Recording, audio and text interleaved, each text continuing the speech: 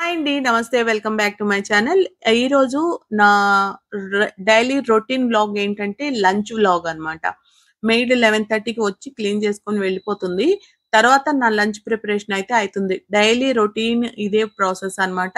తను వెళ్ళిపోయిన తర్వాత కిచెన్ క్లీన్‌గా ఉంటుంది. సో, నేనప్పుడు వంట అనేది ప్రిపేర్ చేస్తాను. ఈరోజు నా లంచ్‌లో బంగాళదుంప ఫ్రై, రసం అలాగే రైస్ ఈ 3 కూడా వండాను. అందరూ చూపిచ్చేదాకా కదక్క అని మీరు స్పెషల్‌గా ఏం చూపిస్తున్నారా అనుకోవద్దు. వెల్ ఆర్గనైజ్ చేసుకుంటే అంటే అన్నీ మనం ప్రిపేర్ చేసుకుంటే ఒక 45 మినిట్స్ లోపే మనం కిచెన్‌లోంచి బయటపడొచ్చు. సో, అలా ప్లాన్ చేసుకుంటూ ఈ వ్లాగ్ అనేది చేస్తాను. మీరు చూసేయండి. ఫస్ట్ అయితే రైస్ కడిగి పెట్టేసుకుంటున్నాను. ఒక 2 టైమ్స్ రైస్ కడుక్కొని చేత్తో ఎసరబెడతాను. మీరైతే ఎలా పెడతారో నాకు కామెంట్‌లో తెలపండి. నాకైతే ఇదే అలవాటనమాట. సో, కిచెన్ క్లీన్‌గా లేకపోతే కొంచెం ఇరిటేషన్ ఒస్తది నాకు. సో, ఒకసారి తుడుచుకుంటూ ఉంటాను. మధ్యలో ఏమనుకోకండి. ఇప్పుడు నేను రసానికి చింతపండు ఆల్రెడీ నానబెట్టుకున్నాను. ఇప్పుడు దానికి మిరియాల పౌడర్ రెడీ చేసుకుంటున్నాను. జీలకర్ర, మిరియాలు, వెల్లుల్లి వేసుకొని దీన్ని కొంచెం బరకగా పౌడర్ చేసుకుంటే సరిపోతుందనమాట. ఎక్కువ స్మూత్ పేస్ట్ కావాల్సిన అవసరం లేదు. సో, ఇదైతే రెడీ అయిపోయింది. ఇప్పుడు రసం ప్రిపేర్ చేసుకుంటున్నాను గదా! సో, దీనికి చింతపండు ఆల్రెడీ నానబెట్టుకున్నాను అని చెప్పాను గదా! ఆ నానబెట్టుకున్న చింతపండుని అలాగే ఒక 2 టమాటాలు లేదా ఒకటి పెద్దదైతే ఒకటేసుకున్నా సరిపోతుంది. ఎక్కువ అవసరం లేదు. చింతపండు ఎక్కువేస్తాం రసంలో. సో, దీన్ని గూడా ఫైన్ పేస్ట్ చేసుకోవాలి.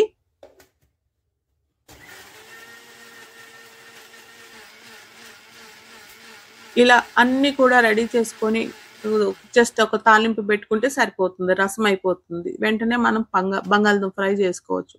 చాలా ఈజీ అన్నమాట.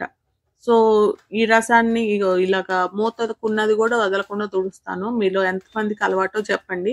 నేనైతే అంటే వీడియో తీస్తున్నాను కాబట్టి మూత ఆ వాటర్‌తో కడగలేదు. లేకుంటే వాటర్‌తో కడిగేదాన్ని.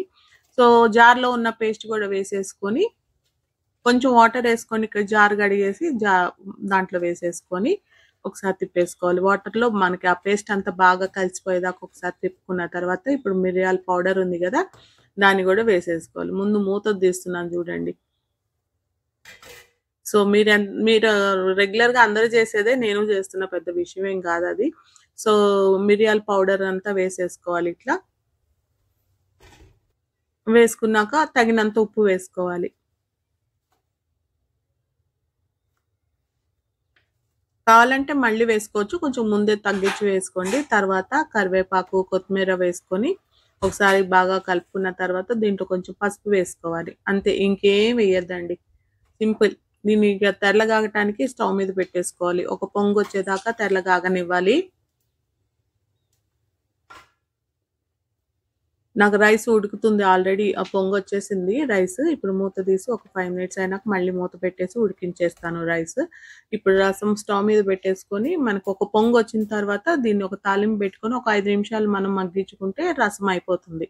ఈలోపు నేనేం చేస్తానంటే కొంచెం క్లీన్ చేసుకుంటున్నాను. చెప్పా గదా! కొంచెం డర్టీగా ఉంటే కొంచెం నచ్చదు.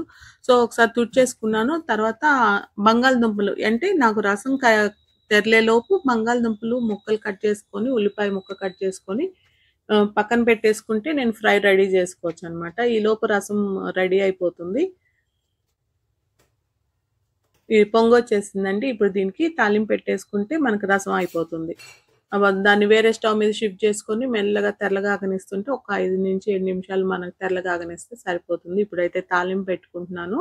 రసానికి ఆవాలు, జీలకర్ర నూనెలో వేసేసుకొని ఎండుమిరగాయలు ఇది సౌండ్ వచ్చిందండి. అది ఎండుమిరగాయల్లో గాలి ఉందనమాట. అది నేను అలాగే గట్టిగా ఒత్తేసేలకి సౌండ్ వచ్చింది.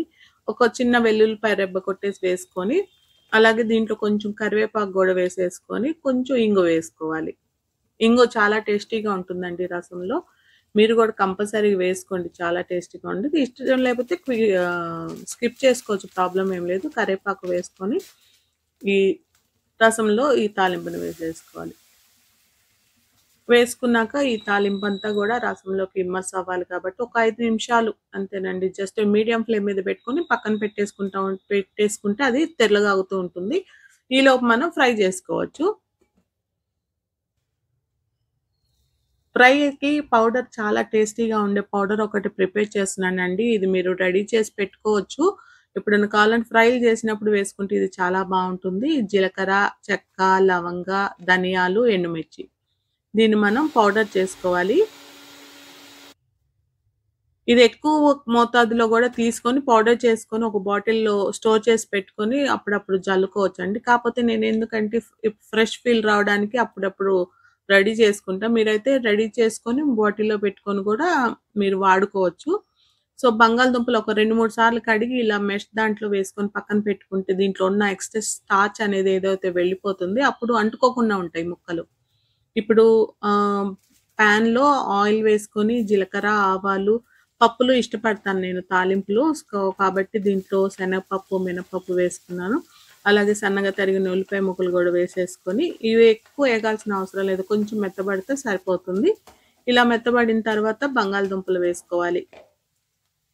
ఇవి వేగిపోయాయి. ఇప్పుడు బంగాళదుంపలు వేసుకొని ఒకసారి తాలింపంతా బాగా కలిసేలా కలుపుకోవాలి. చూడండి నాకు రైస్ రెడీ అయిపోయింది. రసం రెడీ అయిపోయింది. బంగాళదుంప ఫ్రై గూడా రెడీ అయిపోతుంది. సో, తగినంత ఉప్పు వేసుకొని అలాగే కొంచెం పసుపు వేసుకోవాలి. మనం కారం ఎయవాల్సిన అవసరం లేదండి. మనం ఆల్రెడీ మీకు పౌడర్‌లో ఎండుమిర్చి ఏసాం గదా! ఆ కారం సరిపోతుంది. సో, ఒకసారి ఇది బాగా కలుపుకొని వీటిని మనం వేయించుకుంటూ ఉండాలి మధ్యలో. అడుగంటకుండా ఉంటుంది. మధ్యలో వేయించుకుంటూ ఇవి మనం కొంచెం లైట్ గోల్డెన్ కలర్ వచ్చే వరకు వేయించుకోవాలి. వేయించుకున్నాక పౌడరు అలాగే కరివేపాకు మరి ఫ్రైలో కరివేపాకు చాలా టేస్ట్ ఇస్తుంది. 2 వేసుకుంటే అంతే. ఆలు ఫ్రై రెడీ అయిపోయింది. కానీ సూపర్‌గా ఉంటుంది. ఒకసారి మీరు కంపల్సరీగా ట్రై చేయండి. టేస్ట్ మాత్రం సూపర్‌గా కుదిరింది. బంగాళదుంపలు కాస్త మెత్తబడిన తర్వాతనే వేయాలి. ముందే వేయొద్దు పౌడరు. పౌడర్ వేసాక ఇంకా వేగవనమాట. కాబట్టి అన్ని బంగాళదుంపలు బాగా సాఫ్ట్‌గా అయినాక వేయండి. మరొక వీడియోతో కలుస్తాను. Until then bye.